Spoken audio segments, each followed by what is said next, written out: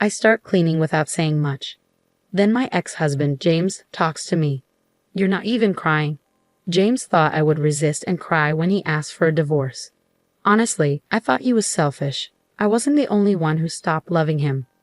Well, James, you're the one who's going to have a tougher time after the divorce. Instead of crying, I could barely stop myself from laughing. What do you mean? James, my ex-husband, asked me, looking suspicious. Between you, a housewife, and me, a successful corporate worker, you'll have a harder time after the divorce. And I plan to marry someone else while you'll be alone. Well, that might be true in a regular situation, but it looks like Emma, the woman you're cheating with, isn't exactly top-notch. Wait, how do I know her name? My name is Kate, and I'm 32 years old. I'm a housewife. I met my husband James when we were both the same age at a party. We hit it off right away, becoming good friends. James worked in sales at a trading company, making a lot more money than most people our age. Because of him, I've had a comfortable life, but our marriage had a big problem. Things weren't going well. It was a serious issue. We'd been married for 7 years already. At first, we were deeply in love, spending lots of time together and sharing meals, even when James was busy with work. But that love faded away. Take care. What about dinner? I don't need it. I'll eat out. You can go to bed first. I'll be home late. All right, got it. When we first got married, he used to say, eating together with you, Kate, is my greatest happiness.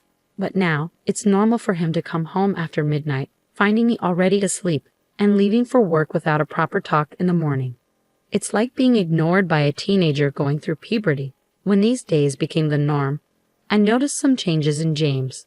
Did he always use this hair product? And now he has a whole bunch of skincare products and cologne. Before, he didn't care much about how he looked. He mostly wore suits and didn't have many casual clothes.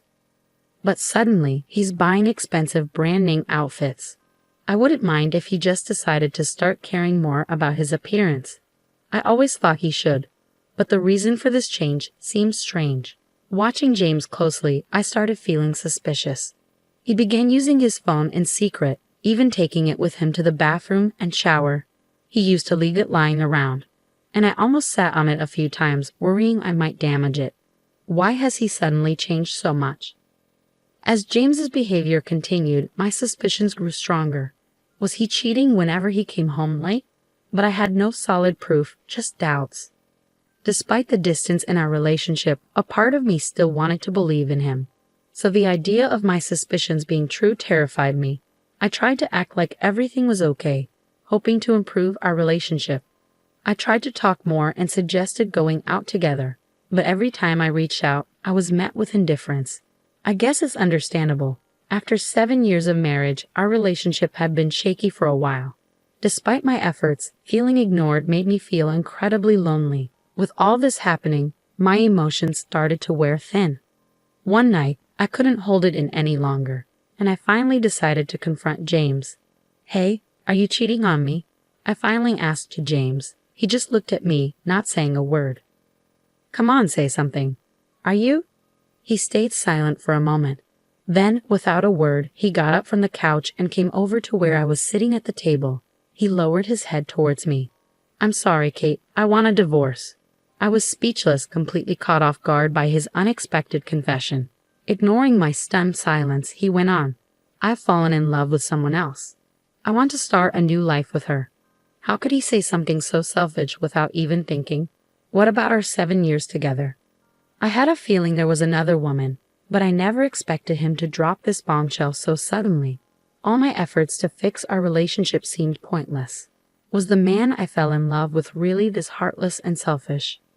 When we first met, I thought he was the most amazing person in the world. I couldn't find the words to say, my mind swirling with these thoughts. Then my husband said something that made me doubt if I heard him right. The truth is, she's pregnant with my child. I want to be with her for our child's future. I felt like everything was spinning, like I was about to collapse. Everything around me seemed to turn white. We hadn't had a child in our 7 years together. We hadn't even been using protection. In fact, we had been actively trying to conceive and had sought infertility treatments. Despite our efforts, we couldn't have a child. Medical reports showed my husband had fertility issues, but he always expressed his desire for a child. So despite the challenges, we never stopped trying. I always did my best to meet his expectations. Lately, though, our relationship had lost its spark, and we stopped trying to conceive. It seems his decision to divorce was largely influenced by the fact that he was having a child with his mistress. I've always wanted a child, especially to show my mom her grandchild soon. You understand, right, Kate? So please, let's divorce. My mother-in-law had been seriously ill and hospitalized for the past 2 years. I understood his urgency to give her a grandchild. But to have a child with another woman instead of his wife, it was devastating. I wanted a child too, which is why I underwent fertility treatments. I thought we were in this together, sharing the pain of infertility. Do you even realize how selfish you're being? I yelled at him in frustration, but James just looked down, apologizing. It felt like he was waiting for the storm to pass, which only made me angrier. What kind of woman is she? Just because she's pregnant with your baby, I'm not ready to accept a divorce. I pressed James to tell me more about the woman he was involved with, but he insisted, I'm sorry, but please respect her privacy. What? How selfish can you be? As your wife, I have a right to know. Tell me everything. But no matter how much I pushed, James refused to share any significant details about her. She's 2 years younger than you, Kate, that's all. She works with me. What a joke. He must really care about her. Despite my persistence, James wouldn't give any real answers. For a few days we argued about it, but I adamantly refused to agree to a divorce on James's terms. I didn't want to give in to him so easily. Throughout our discussions, James kept apologizing and bowing his head. Please, I no longer have feelings for you. What's the point in staying married? Even my mother knows about this, and she's fine with it. Apparently, James had already spoken to my mother-in-law about our situation. That shook me. While my relationship with my mother-in-law had been strained lately, I thought we were still close. Yet, James kept dropping bombshells one after another. I've already given her an engagement ring. We're planning to live together soon. All that's left is for us to get a divorce, James revealed. I felt dizzy, like I was going to faint. My husband James was actually serious about leaving me for the woman he was cheating with, but I still couldn't bring myself to agree to a divorce. This tug-of-war between James and me went on for almost a month. When James seemed to have run out of patience, he begged on his knees. I can't do this anymore. Please just agree to the divorce. Our relationship has been broken for a long time. There's no point in dragging it out like this. Please divorce me, my husband begged, his forehead pressed against the floor in a pleading posture. I had been resisting for nearly a month. Maybe it was time to accept the inevitable and agree to the divorce.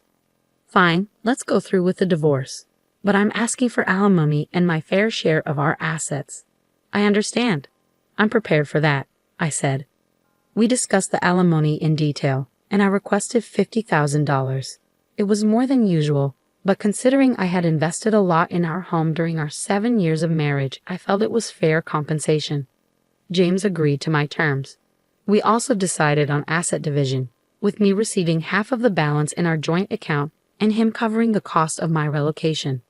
Then, I signed the divorce papers that James had prepared. As I filled out the paperwork, my heart was filled with various emotions. Even though our love had faded, we had shared a life together under the same roof for 7 years, and it was all coming to an end with just a single piece of paper. Without any lingering feelings for James, I submitted the divorce papers to the city hall the next day, and our mutual divorce was finalized. Soon after, James wasted no time in marrying the other woman. Whether she rushed him or not, with a baby on the way, he probably wanted to be with her as soon as possible. I was honestly taken aback by how quickly he moved on, especially considering I hadn't even finished sorting through our shared belongings in the apartment. Feeling the need to hurry and pack up my things, I went to the apartment we used to share. As luck would have it, our timing overlapped, and James was also there when I arrived. Without exchanging many words, I immediately started tidying up the space. James, my ex-husband, finally spoke up. "You're not shedding a tear, huh?" It seemed James had expected me to resist and cry when he pleaded for a divorce on his knees. Honestly, I had always thought he was quite self-centered, and he wasn't the only one who had fallen out of love. Maybe because I had been refusing the divorce for so long, James might have assumed I still had feelings for him. It seemed like a misunderstanding on his part. But the reason I hadn't agreed to the divorce right away was because I was stubbornly determined to investigate his mistress on my own terms, rather than simply going along with James's wishes. Well, James, you're the one who's going to have a tougher time after the divorce, not me. Instead of crying, I could barely hold back laughter. Huh? What do you mean? My ex-husband James looked at me suspiciously. Considering you're a corporate hotshot and I'm just a housewife, you'll have more challenges. And since I'm planning to remarry, you'll be on your own. Well, in a normal situation that might be true. But it seems like Emma, the woman you're cheating with, is quite trashy. Wait, how do you know her name? You thought I was just being stubborn and refusing our divorce. I continued, watching James's face pale. I had hired a private investigator to look into her all this time. In just a few weeks, I had gathered a lot of information about his mistress. Firstly, her name is Emma. She's 27 years old, divorced twice, and currently living at her parents' home. Emma seems to have a questionable reputation, constantly involved with different men. She even lost custody of her child due to being a bad influence. Indeed, the investigator saw her entering a motel with other men. Just to be sure, I had asked for photos as evidence. When I shared all the information and showed him the pictures, James collapsed on the spot. No way. Emma can't be like that. She only had eyes for me, and we were planning to build a happy family. James seemed deeply in love with Emma. It was frustrating. But this woman indeed seemed to have a talent for charming men. What? You're lying. This is all made up to shake me up. This photo must be fake, James protested. It was exasperating to see him so foolishly blinded by love. Believe it or not, it's up to you. But even now, your mistress is involved with other men. Or should I say, your new wife? Maybe the child isn't even yours. James's face grew even paler. No way, not Emma. These were the findings from the private investigators, so the possibility of being deceived was high.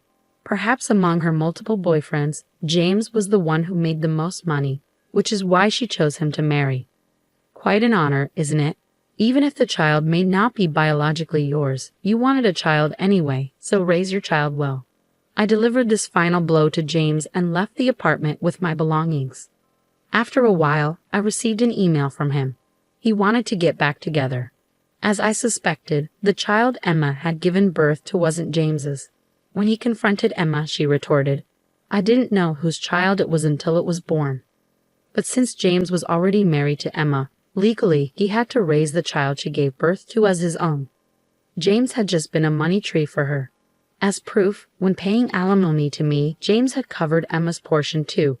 So, in total, he paid me $80,000. Furious, James confronted Emma, but she simply said, "You seemed happy to serve me." Eventually, she left the child behind and disappeared. James called me, begging, "You were right. I was deceived.